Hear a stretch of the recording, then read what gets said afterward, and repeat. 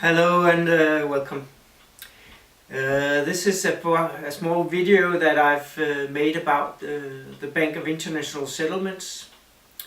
I've made this video as an important message to all the governments and political leaders in our world, because I think it's really important that more people get to know about the Bank of International Settlements. Most people don't know about this bank, and I think I've come up with some solutions what we can do about this Bank of International Settlements and some of the problems that this bank is causing in our world today.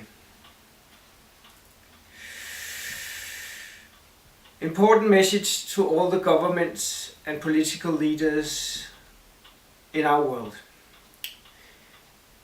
You probably owe money to the Bank of International Settlements, short BIS.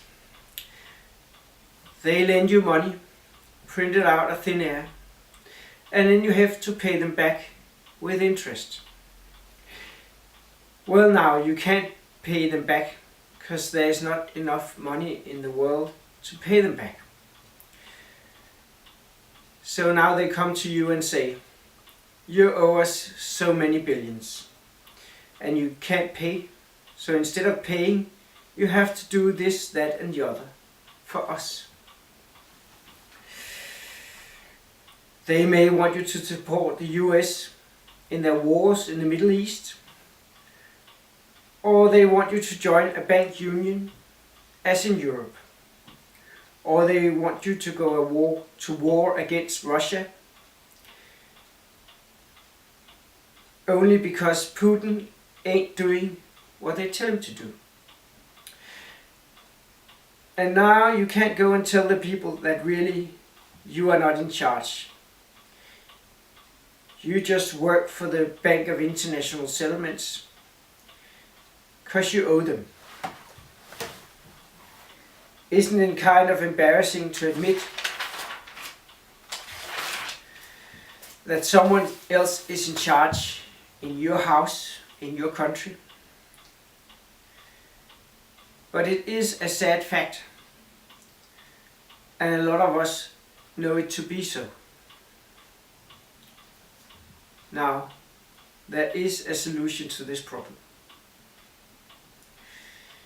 You are being bullied by the Bank of International Settlements, and what can you do about it? Well, the answer is as simple as it is easy. What did you do in school if there was a bully in your class? Well, you all united and ganged up against him, of course, and he was no longer the class bully. Now we've all been afraid of the Bank of International Settlements for too long. Don't you think? Isn't it time to say no? All you have to do is unite with all the other governments in the world and form an alliance against the Bank of International Settlements. Then you sit down and write a letter to Bank of International Settlements, telling them that you will no longer cooperate and you will not pay your debt. And why would you do that? Well, because really you do not owe them anything other than the fake money they lent you in the first place.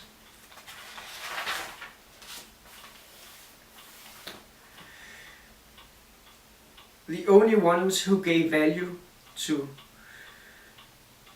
BIS fake money was the worker who worked to earn that money. And now that the money is worth something, the BIS want it back. Clever little trick. What a wonderful Ponzi scheme they've got going for them. Now people are waking up and realizing what the hell is going on. We are all getting conned. So is it not better for you, the governments, to take action now rather than wait for the people to do it for you? If you go on cooperating with the Bank of International Settlements, history will brand you as traitors and cowards. If you go against the BIS, you will be heroes who are brave enough to say no. The choice is yours, good presidents, kings and politicians all over this world.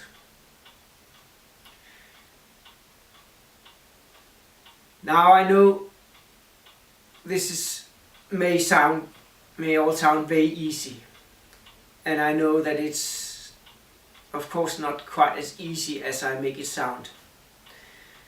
There are a lot of problems to this Bank of International Settlements. They have ways and means of making you comply with what they want. But then you have ways and means of saying no too. You can just boycott them. You can just stop paying what you owe. If you all stand together, if you all unite against them, then what can they do? And if you can't get all the governments and all the leaders in the world to unite against them, then you can probably get a large part of them to do so. It's not fair what they're doing to you or to the people. Let's all unite. Let us say no now. They've been in charge for long enough, and history has taught us that people who bullied and enslaved other populations or other people, they have all ultimately lost. If we go back in history and look at the United States, how they kept the black man as a slave. They were allowed to do it for some time, and then they all had to come to an end. Of course, it was not fair.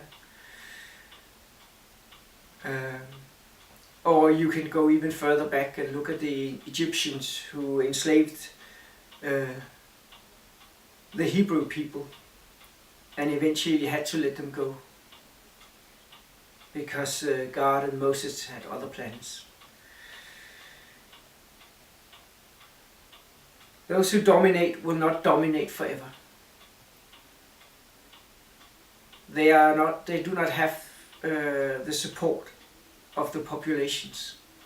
Eventually they'll have to back down and accept that they have lost.